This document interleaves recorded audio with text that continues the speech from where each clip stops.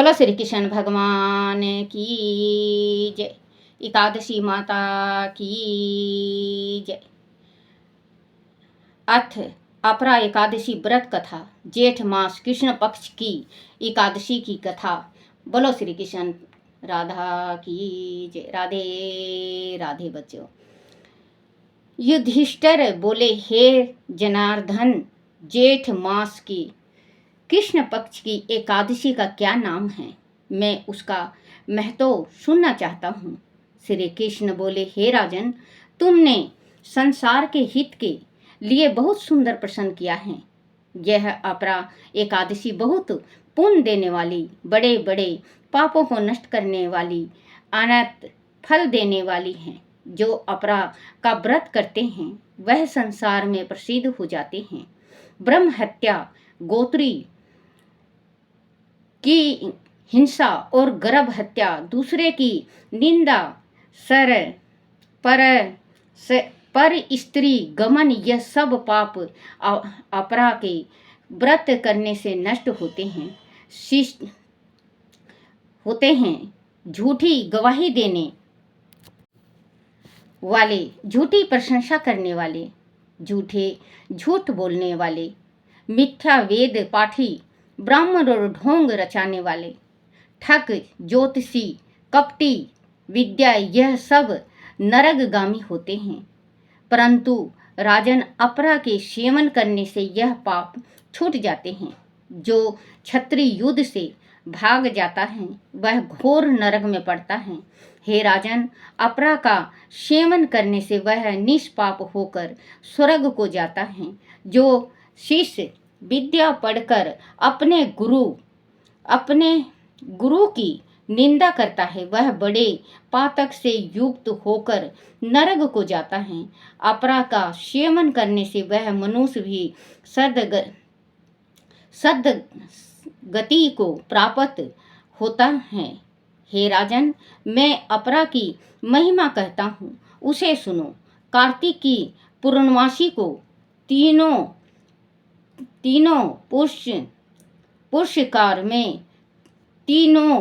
पुष्कर में स्नान करने से, मकर के सूर्य में प्रयाग में स्नान करने से, काशी में शिव रात्रि का व्रत करने से, गया में पिंड दान करने से, सिंह राशि में बृहस्पति में गोमती नदी में स्नान करने, कुंभ में केदारनाथ के दर्शन से, वदीरका आश्रम की यात्रा और उस तीर्थ का सेवन करने से, सूर्य ग्रहण में कुरुक्षेत्र में हाथी घोड़ा और श्रवण का दान करने से, और यक्ष में श्रवण का दान करने से जो फल मिलता है वही फल मनुष्य को अपरा का सेवन करने से मिलता है। श्रद्धा, आर्धा,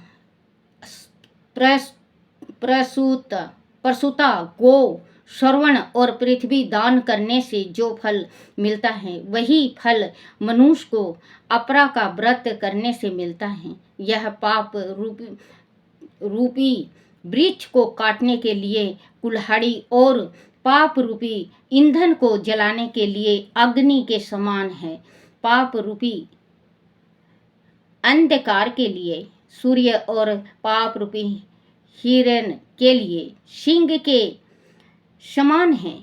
हे राजन, आपसे डरे हुए मनुष्य को अपरा एकादशी का उपवास करना चाहिए।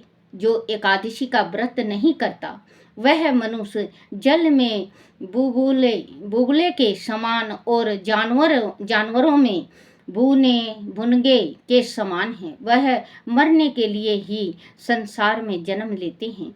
अपरा का व्रत और वामन देव जी की पूजा करके मनुष्य सब पाप से छूटकर विष्णु लोक को जाता है। हे राजन, संसार के हित के लिए यह महत्व मैंने तुमसे कहा है। इसके पढ़ने से, सुनने से सब पाप छूट जाते हैं। फलाहार इस दिन ककड़ी का सगार लिया जाता है। बोलो श्री कृष्ण भगवान की जय। बोलो कृष्ण भगवान की जय। गीता माता की जय। गीता सार। क्यों व्यर्थ चिंता करते हो, जिससे व्यर्थ डर किस से व्यर्थ डरते हो? कौन तुम्हें मार सकता है? आत्मा ना पैदा होता है ना मरता है। जो हुआ वह अच्छा हुआ, जो हो रहा है वह अच्छा हो रहा है, जो होगा वह भी अच्छा ही होगा। तुम भूतकाल का पश्चाताप ना करो, भविष्य की चिंता ना करो, वर्तमान ही चल रहा है। तुम्हारा क्या गया जो तुम रोते हो?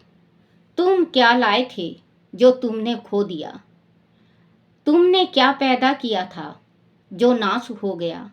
ना तुम कुछ लेकर आए, जो लिया यहाँ से लिया, जो दिया यहीं पर दिया, जो लिया इसी भगवान से लिया, जो दिया इसी को दिया। खाली हाथ आए, खाली हाथ चले चले। जो आज तुम्हारा है कल किसी और का था, परसों किसी और का होगा। तुम इसे अपना समझकर मगन हो रहे हो। बस यही तुम्हारा दुख का कारण है।